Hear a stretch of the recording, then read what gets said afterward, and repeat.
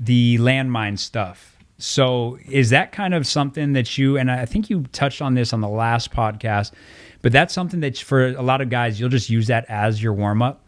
Like you're not going to come in and waste a bunch of time doing your traditional warm-up and then get in. It's kind of like, hey, go grab this light bar and let's get through this movement series. I think it's just a fascinating thing. When someone touches a cold barbell, intent just goes through the roof. Yeah.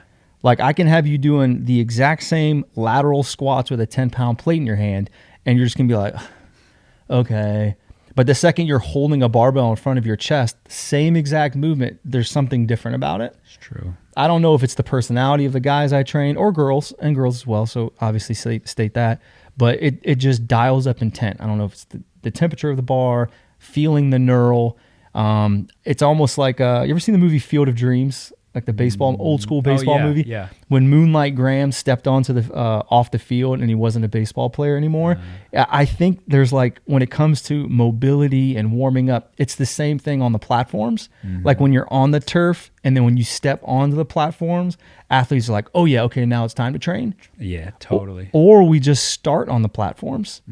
We grab the barbell, we go through some single leg deadlift patterns, some adductor rocks, some squat patterns. I mean, you're warming up tissue. I'm priming tissue, and I'm starting with intent a little earlier. I think there's a lot of value with that. Yeah.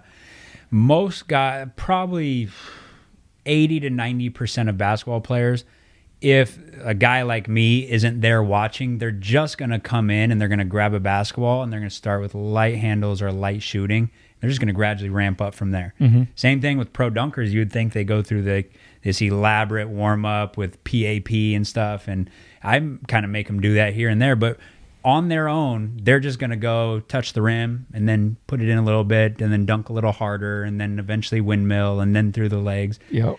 Sometimes just the task itself is the way to warm up, and especially with the nervous system. I think a lot of people kind of put the nervous system to sleep by doing a bunch of stuff that they don't like to do. Yeah, is that? If you don't like to stretch, and I'm making you do this dynamic stretch, like you're probably putting that nervous system to sleep, and your performance isn't going to be as good after. And I think that comes from being in the private setting, because if you're in the collegiate or professional setting, you have the bandwidth to say you're going to do what I say, and they're going to do it. Yeah. In the private setting, you don't have that, or I'm not that guy. Maybe there are people that are like, this is my game, you're going to do it, but I'm not that. That's just not my personality. I'm going to try to figure out a way to not say make you happy, but like I want you to enjoy being there. Like I don't want to be that dude. Yeah.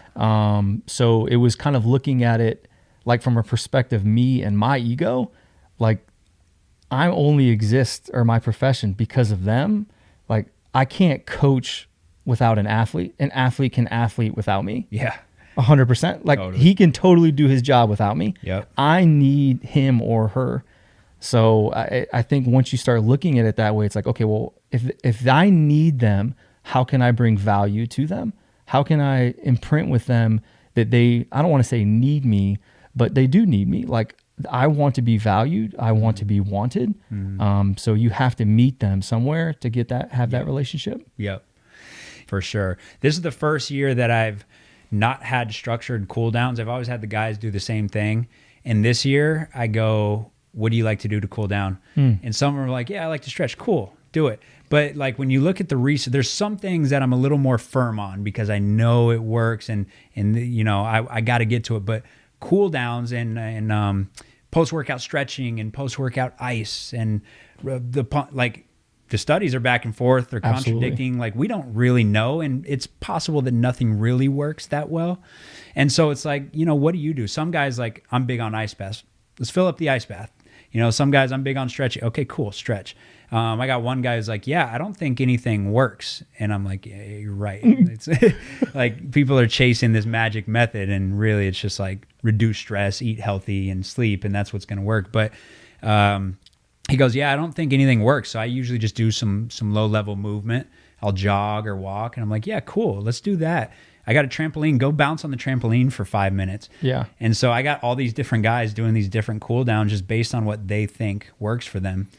Which is invaluable. Like that is what's going to get them back to that reset, is what they perceive as is valuable. And I think coaches fight battles that they don't need to battle. Like I relate coaching in a lot with like the relationship with my wife and my kids. Like, am I going to get in an argument with someone about the validity of cryotherapy? Not saying it's not or whatnot, just throwing something out or ice baths or whatever. Yeah. Or if he just says it feels good, it's not going to hurt him.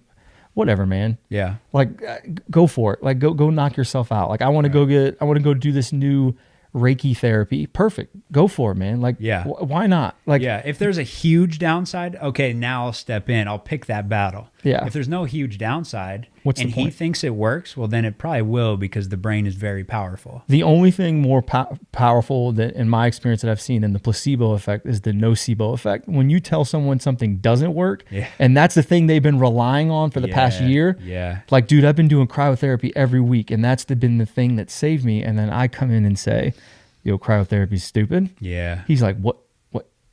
Like, in the back of his mind, that me saying that will always be there. Big time. Always. Now he doesn't have his secret. He doesn't have, and you just stripped him of that for no reason. Totally. Cherry juice or bananas, that's my secret. And you're just like, well, blah, blah, blah. Technically, the studies say. Exactly. And you just took away his superpower for no reason. Yeah. I used to make that mistake a lot. I used to be big on like Mythbusters because I knew so much information from the science. They'd bring it up and be like, yeah, that doesn't work.